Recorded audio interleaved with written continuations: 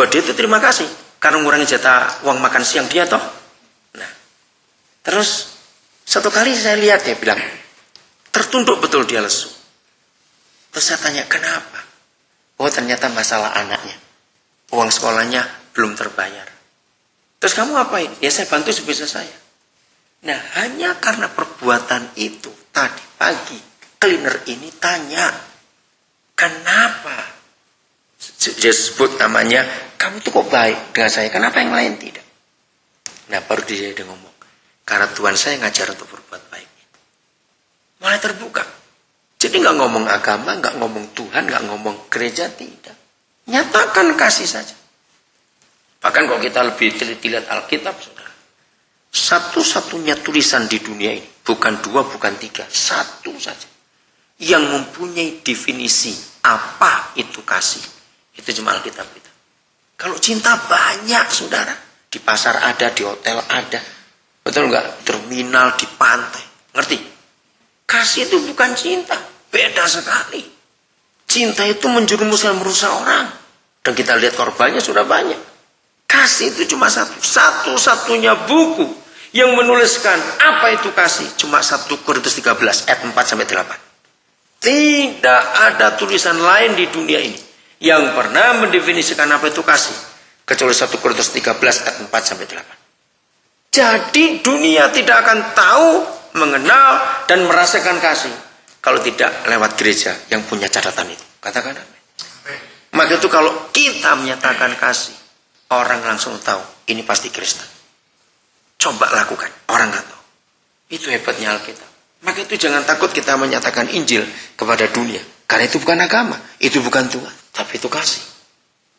Oke? Jadi Roma 1:14 ya tadi itu ya Paulus. Baik, saya lanjutkan. Ayat 9. Jadi kita dari bajingan berubah jadi manusia utuh ya, hebat sekali. Bukankah ia telah naik, berarti bahwa ia juga telah turun ke bagian bumi yang paling bawah. Betul, Yesus telah turun. Efesus 4-nya ya, ayat 9. Dia turun sampai ke neraka. Ia yang telah turun, ia juga yang telah naik jauh lebih tinggi daripada semua langit untuk memenuhkan berapa hal? Segala sesuatu. Nah kata memenuhkan terjemahnya kurang tepat. Harusnya melengkapkan, membuat utuh, membuat sempurna segala sesuatu. Nah karena Tuhan Yesus telah naik kepada Bapa dan dia sudah mengerjakan ini, dia membawa kita sebagai bajingan-bajingan, lalu dia ubah kita jadi manusia tanpa dosa, lalu dia beri kita pemberian-pemberian, dia beri hadiah-hadiah. Itulah kuasa, itulah karunia, itulah otoritas untuk kita melakukan juga yang dia kerjakan, bahkan lebih besar lagi daripada itu, karena diberi semua yang daripada dia untuk kita, saudara. Percayakan hal ini, saudara. Maka itu nggak mungkin kalau kita jadi Kristen cuma begini-begini saja, nggak mungkin. Rugi Tuhan. Begitu banyak dia beri kepada kita. Kalau saudara uraikan baik-baik ini, saya pakai kata paket. Ya kalau kita baca lagi ayat 7, itu paket dari surga untuk kita. Diberikan kepada mantan-mantan bajingan ini untuk diubah jadi manusia, supaya dia juga menetapkan kita bisa melakukan apa saja yang dia lakukan, bahkan lebih besar daripada itu. Nah kalimat terakhir ayat 10 itu luar biasa, untuk memenuhkan segala sesuatu. Karena segala sesuatu sudah dilengkapi, dipenuhi, dikomplitkan, ya pasti kita bisa bukan ngerjakan apa saja, amin, bahkan lebih besar lagi daripada yang Yesus kerjakan. Maka itu jangan puas jadi Kristen kalau kita hanya bisa sekedar ke gereja, masih ada banyak yang lain lagi yang Bapak berikan. Maka ayat 11 dia berikan tugas, dan ialah yang memberikan baik rasul-rasul, nabi-nabi, pemberita Injil, gembala-gembala, pengajar-pengajar dan seterusnya, untuk memperlengkapi siapa orang-orang kudus. Kita nggak pernah ragu-ragu, berarti belum kudus kok gitu, ayo. Untuk memperlengkapi, hebat sekali. Gerejanya bagi apa? Nggak cuma pekerjaan, jangan lupa bagi apa? Itu dia, pekerjaan pelayanan. Jadi kalau pelayanan cuma di dalam gereja saja, yang di luar bagaimana? Jadi waktu saudara di kantor, waktu saudara di tambang, saudara di bus, waktu di mana saja, kita tetap harus melayani orang-orang itu. Karena kita dilengkapi dengan hal-hal yang luar biasa seperti ini. Oke? Jelas sekarang? Jadi apa keseimbangannya? Bukan cuma kita yang bagaimana? Ayo diulang. Bukan cuma kita yang bagaimana? Meminta, menuntut, klaim Tuhan, tapi Tuhan juga punya hak. untuk klaim kita nuntut kita. Dalam bentuk ini tadi. Selesaikan pekerjaannya. Yesaya 49 ayat 6. Ini lebih hebat lagi, saudara. 800 tahun sebelum Tuhan Yesus datang.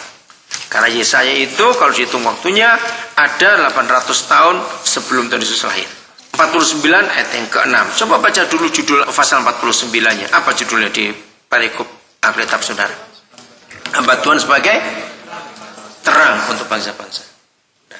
Itu bicara tentang Tuhan Yesus. Ya. Kalau judul besarnya pasal berapa sampai pasal berapa hamba Tuhan, di atasnya lagi 49 sampai 55. Jadi kalau saudara mulai hari ini membaca Yesaya 49 sampai Yesaya 55, itu semua tentang Tuhan Yesus.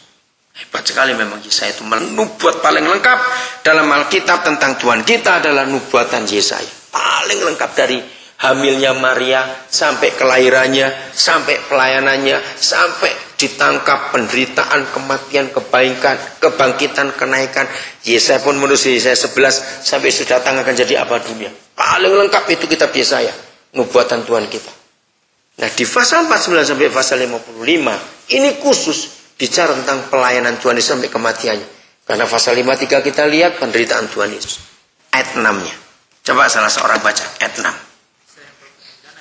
Ya. Terlalu sedikit bagimu hanya untuk menjadi hambaku, untuk menegakkan suku-suku Yakub dan untuk membalikan orang-orang Israel yang masih terpelihara.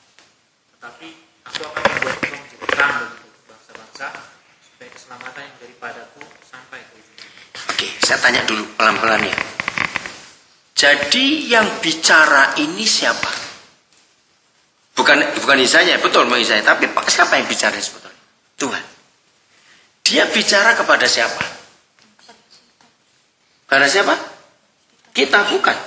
Masuk lupa saya harus terangkan. Ini nubuat untuk siapa? Saya balikkan lagi. Untuk Tuhan Yesus. Nah, berarti Papa di surga bicara kepada siapa? Enggak usah ragu-ragu. Kepada Tuhan Yesus.